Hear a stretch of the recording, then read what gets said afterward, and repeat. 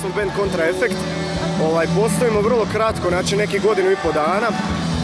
U bendu nas ima 5. To band čini Slaven Šimić vokal, Josip Grubišić na akustičnoj gitari, Toni Štulić na bas gitari, Mateja Lilović na bubnjevima i ja sam Luka Gavran na električnoj gitari. Kako je svi bendovi, nekako mi se čini da se žele modernizirati, a mi nekako furamo tu furku na garage rock blues. Ali evo, još smo dosta mladi pa se još tražimo. Pripremili smo 4 autorske pjesme i jedna obrada legendarnih majki Gorana Bareta, Krvarimo dosade. Nastup na Rock Maratonu, koliko vama ovo znači da ste večeras tu? To nama znači jako puno, da smo dio te tradicije, to je prije 25 godina bilo u Brodu. Nama je drago da je odaziv dobar i da ćemo biti dio toga. Stvarno ponosni i jako nam je drago. Daćemo sve od sebe i nadam se da će biti sve dobro.